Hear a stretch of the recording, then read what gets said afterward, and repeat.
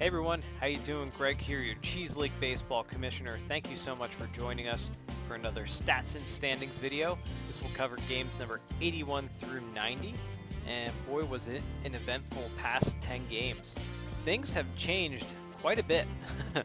As we'll take a look here, we'll go through the standings, of course, we'll go through your league leaders, and then take a look at team stats as well. But let's start with the standings. So, in the Cheddar division, things just got a lot more interesting. As you can see, the Steamrollers, who used to be in the basement of this division, are now at the top. They have a half-game lead over the Grazers. It's just miraculous what has happened over the past 10, 15 games here with the Rollers. This past 10 games, they only played twice. They were 2-0. Taking a look here at my notes. They won big, actually, over the Olympians, 4-3 game number 81. And they also won over the Whalers. They actually slaughtered the Whalers 12-4 in game number 84. So, big games here for the Steamrollers. Pitching is coming up really big for them. And, yeah, we'll see what happens. It's this Cheddar division is getting very interesting. The Grazers did not play in the past 10 games, so that little adjustment in the schedule is, of course, for Grazers may have played a little bit more at the beginning of the season. As we get toward the end of the season, they're gonna not play as much. So little adjustments in the schedule. That's what's happening here. So they didn't play. The Rampage played. They only played one game. And they actually lost that game against the Whalers. In game number 85, they lost 6-5 against the Whalers at home. The Colonels also only played one game, and that was against the Fowls. Game number 86, and they actually lost that game against the Fowls. The Fowls absolutely just destroyed the Colonels, 16-3 in that game. It was it was not pretty. And then the Strongmen actually did not play at all. So again, those adjustments to the schedule are because some of those teams may have played a little bit more at the beginning of the year. So that's what's happening there. But nonetheless, take a look there. Steamrollers 9-9. They sit at 500, and they're at the top of the division. The most important thing I think to focus on with the Rollers and with the Cheddar division here, especially as things are so close, is that run differential, because that's what's going to end up making the difference as we get toward the playoffs. So keep an eye on that run differential. I know the Steamrollers have been, just hitting the baseball really well. Game number 80 versus the Rampage, they won 12-5. They won 6-5 over the Rampage in 79. I'm looking at my notes. They've been hitting quite well, so something to keep an eye on. And the more runs they score, the higher that run differential goes, and better chance that if they sit second place, they might have a better seed in the playoffs. So we'll see how that plays out. Pepperjack division, we actually saw quite a lot of play from the Pepperjack division this time around. Some highlights quickly. Feud and Fowls, we saw them the most. The Fowls played 5 games. They were 3-2. Now, they honestly didn't really make too much of an improvement on their standings here. They're still 3 games back, so we'll see how that plays out. The Warblers are 1-1. They actually had a 2-game series, 89 and 90, against the Feud and Fowls, and they split that series. Fowls actually split the series too, games 87 and 88 with the Marauders. So that's pretty darn interesting. And taking a look here at my notes, and anything else. The Whalers in their last 4 games within this stretch here, they lost 3 times. So they were 1-3. So rough go of it here for Whalers fans. They sit 5.5 games back of a very, very competitive Pepperjack division. That's just a real tough division.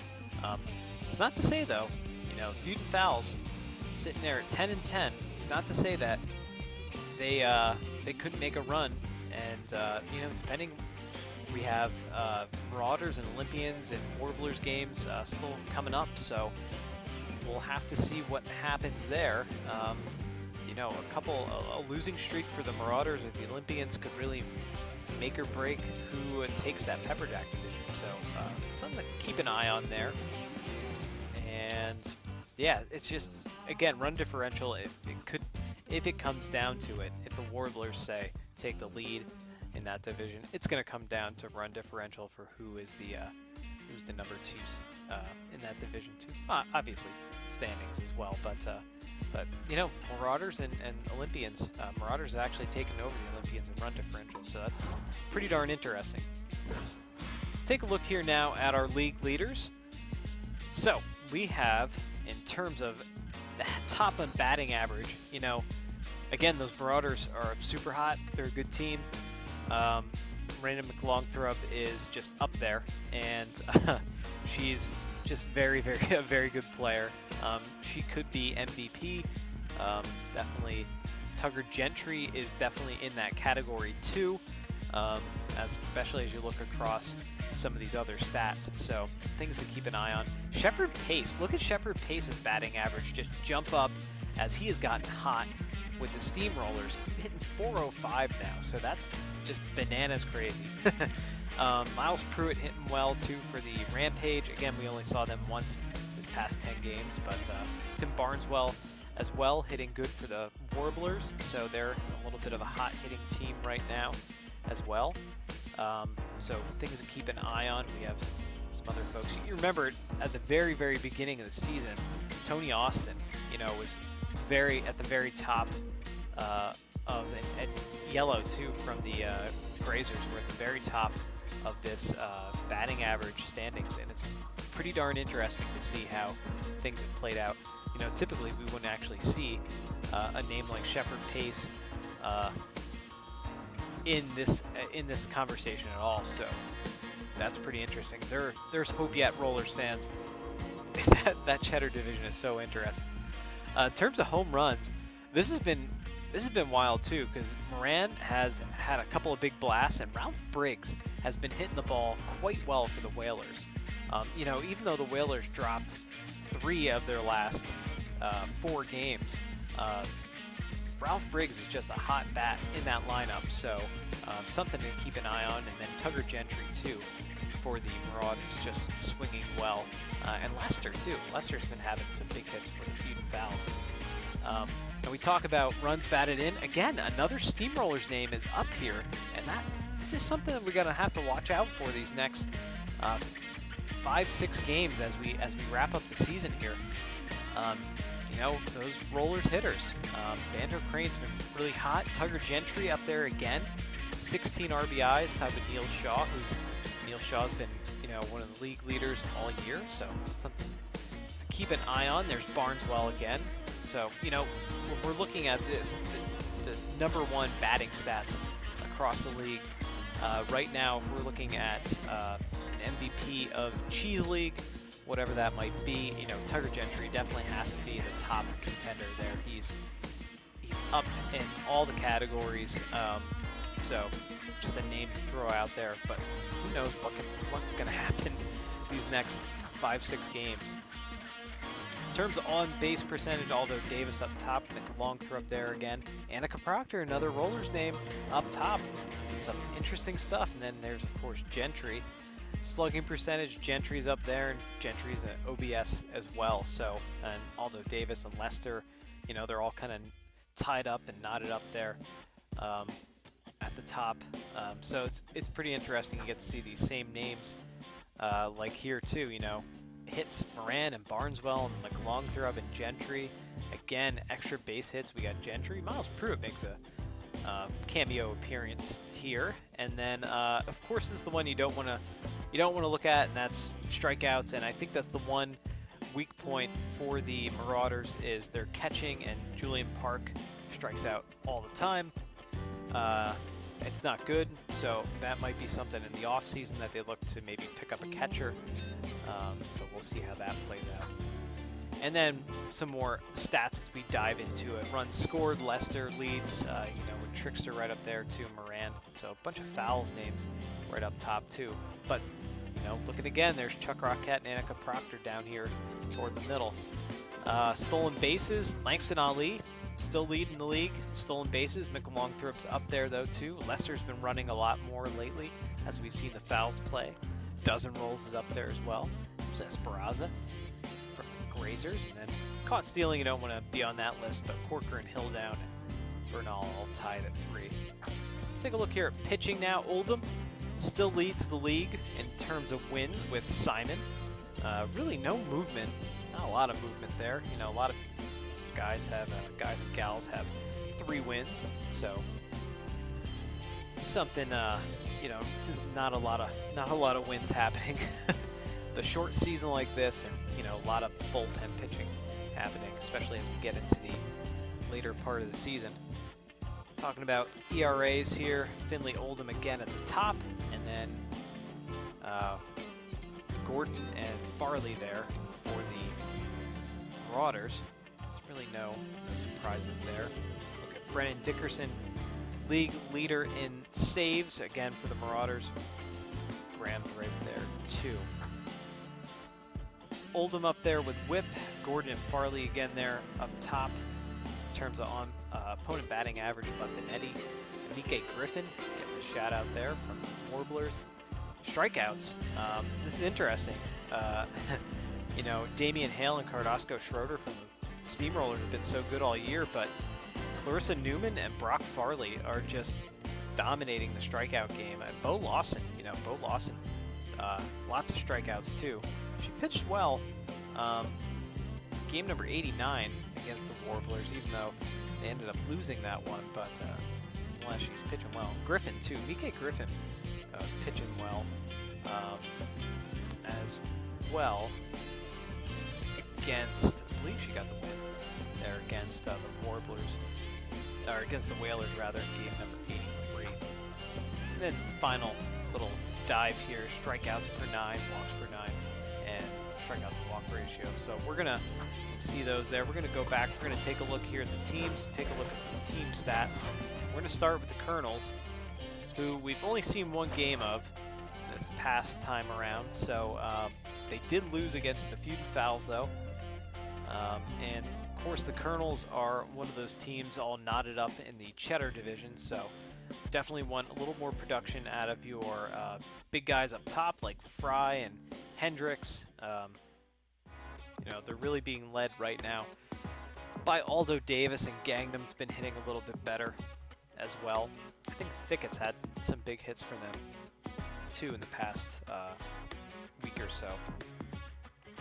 Well, I say the past week or so, past like 15 games or so, let's say. You know, pitching is still pretty good once you get Harmony Sacred in there, but Logan, Jaime Woods actually pitched last time around. He got the loss against the Fowls, so he got knocked around quite a bit. So pitching seems to be kind of the key for them. If they want to do anything, if they want to, you know, really rise in that Cheddar division, they got to really start focusing on pitching better and honestly just timely hits. They need some more timely hits from those big bats in their lineup. All right, let's take a look here at the Marauders. Like I said, the Marauders split the series with the Fowls, and you know, McLongthrow, this lineup is just good up and down. McLongthrow, you know, Quinto's been hitting a little bit better. Buck's been coming up with some timely hits.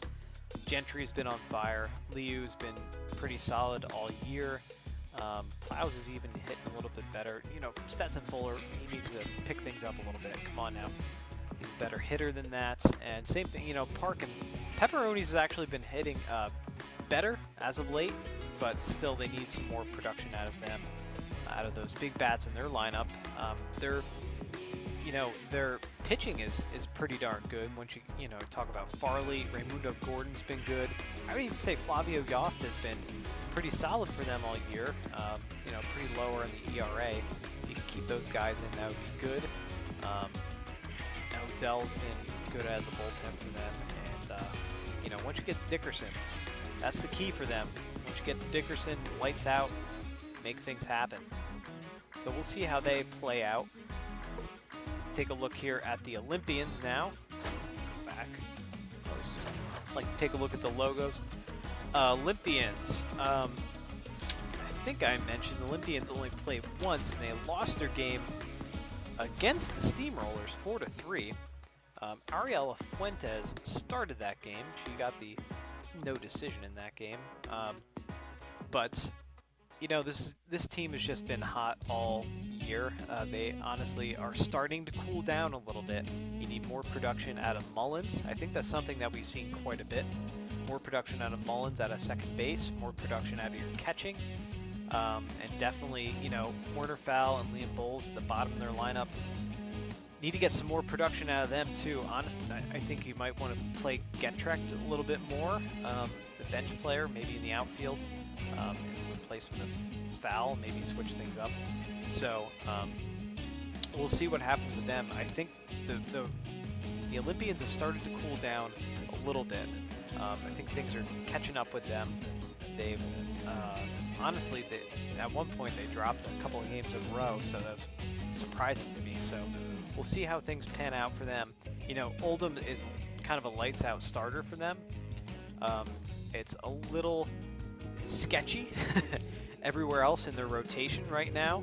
Once you get down to McClary, who's been pretty good for them too, but and their bullpen has been, you know, Blaze and Mercado. Even Bree hasn't been too bad, so something to keep an eye on. We really, you know, outside of those two starters, their bats are really coming up big. That's why you can see their run differential so high in the Pepperjack division. So those bats stay hot for the Olympians, and the pitching, you know, kind of cools down, especially some of those other starters. We'll see them run away with that division. We'll have to see. Rampage, I think I mentioned the Rampage. They only played once, and they lost a game against the Whalers. Out of all teams, that was the Whalers' only win in the past in their past 4 games. They won 6-5 over the Rampage. We're taking a look here at some things. I mean, you look at the average of some of these Rampage players: Webb and Pruitt and Baker and Chang. And I mean, look at this: Lucian Sparks, Cash Parsons. Just the averages of these guys, they're just up there. So I know the schedules have kind of, you know, evened out now. Rollers played a little bit more, and they're catching up and stuff. So we're gonna have to see as the Rampage kind of ramp back up here over the next 10 games. See what changes we have in this, if anything, in the standings at least. But I mean, it's just a power hitting lineup, a good lineup, a lineup designed to hit the baseball. And it's interesting because it's kind of like the Olympians, where their lineup is really carrying them, and then you go into their rotation, and you know, their starters are looking a little rough. I mean, Vincente Sims, 1-2 with a 2.88 ERA. That's absolutely abysmal, and that should never happen. But outside of Simon, so some things to keep an eye on is their bullpen, their rotation, making sure those things are a little shored up, so they can stay cruising right along. And let's see what happens with them in that Cheddar division. But here, let's take a look at the leaders of the Cheddar division. Just absolutely bananas that I'm even talking about this right now. After game number 90, the Steamrollers, head of the Cheddar division. Never thought I'd say that. I thought they were going to be in the basement all year, honestly, and I hate to say that to Rollers fans, but it was looking rough there for them. But they've really been led by big bats from Proctor. Rocket's been hitting a lot better. Johnston's been hitting a lot better. Shepard Pace has been on fire. Hopkins has been hitting better. They've had some big hits from the bench here. You know, even Jericho Dozen Rolls has had a hit or two. Not many, but he's had a hit or two here. And Banjo Crane too. So, you know, Crane leads the league in RBIs. But look at his average, 236. He leads the league in RBIs. So, and that's honestly only happened over the past, you know, 10, 15 games. Actually 15 games that they've really, 15 games total here in the Cheese League.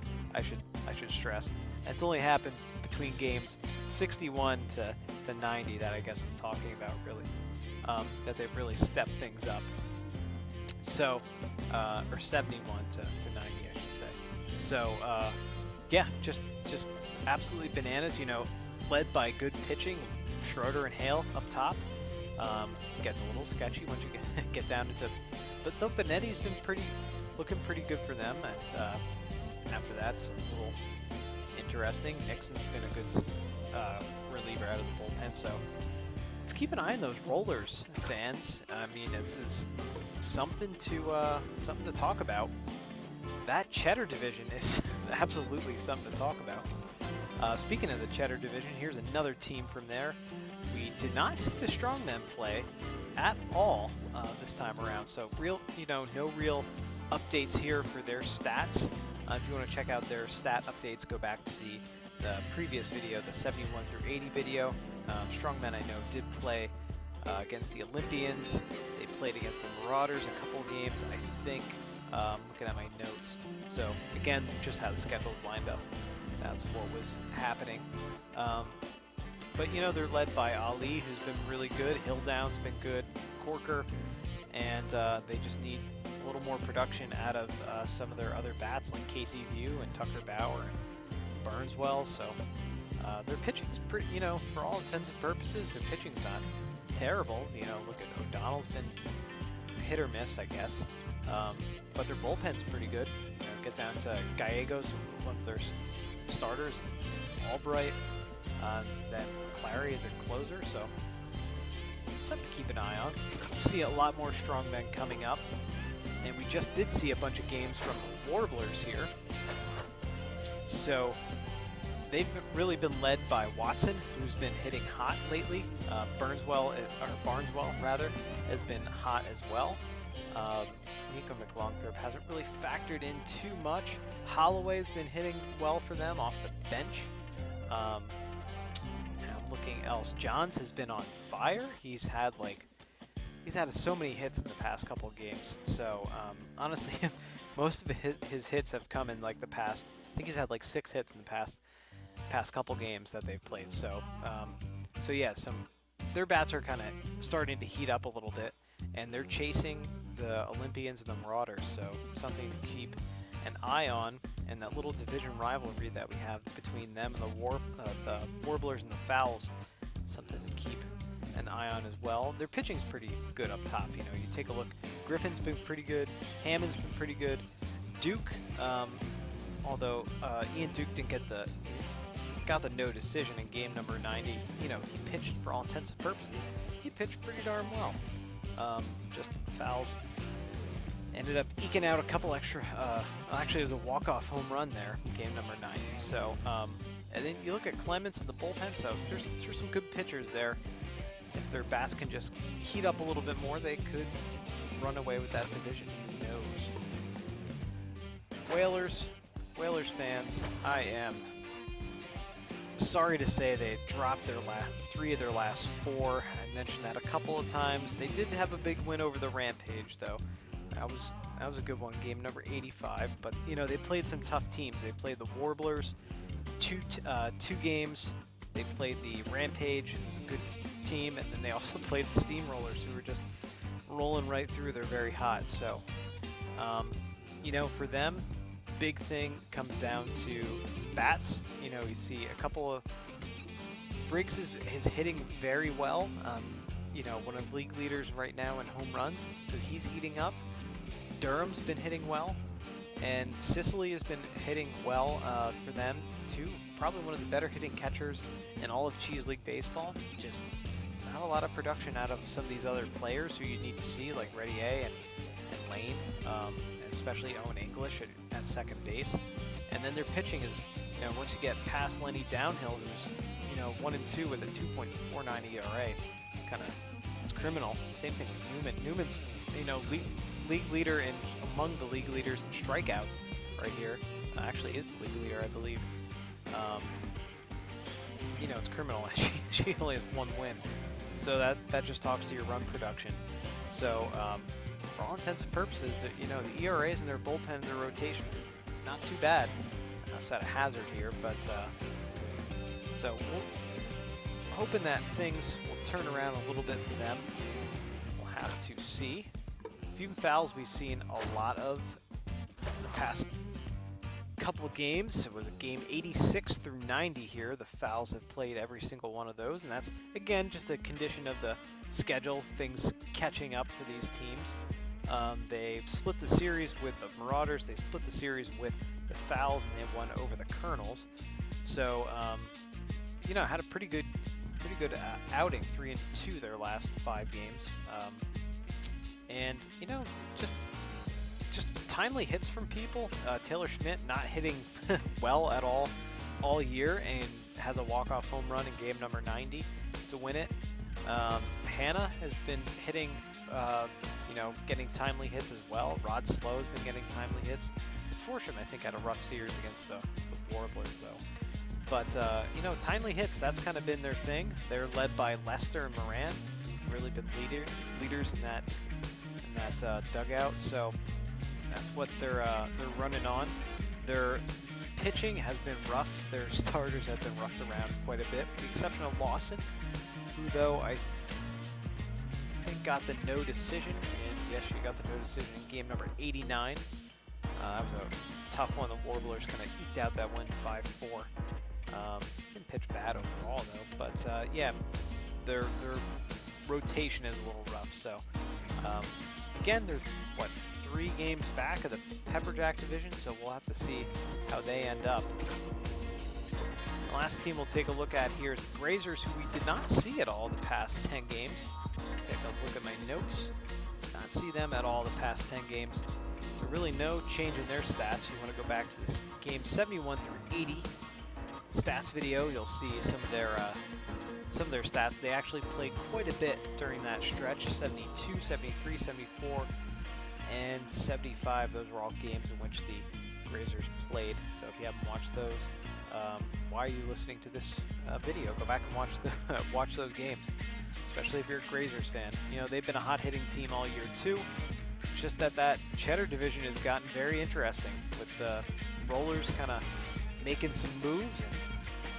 But you look at this lineup, they're probably the most consistent lineup across the board. Berg, Yellow, we got Austin, Esperanza, Torres, Sparks, Rasmussen, one of the better hitting catchers in the league too, all hitting above 300. So one of the better hitting teams in the league for sure. Just their starters are pretty decent. Just again, a bullpen thing for them. I think once you get down into Dorsey and Holloway and even Wheeler there, things get a little hairy, but we'll have to keep an eye on how the Grazers look at these next 10 games. Let's go back to the standings. So yeah, we'll have to see how things pan out for them. You see Grazers played 17 games and Rollers played 18 games. So like I said, that's how things are kind of evening out. I think the Colonels are coming up, playing a couple of games here. To kind of even out that schedule, and I believe the Strongmen too. So just keep your eye out for as we roll along here. Cheese League Baseball. That's it for our stats and standings video. Games 89 or 89, 81 through 90. Thank you so much for watching, and be sure to tune in for more Cheese League Baseball action. Like this video, like our other videos in Cheese League Baseball. Follow us, subscribe here on YouTube, and follow us on Twitter at geek_cheese for more news and updates and schedule announcements, especially for the Cheese League. All right, folks, that's it for me. Take care. Have a good one. See you next time. Bye.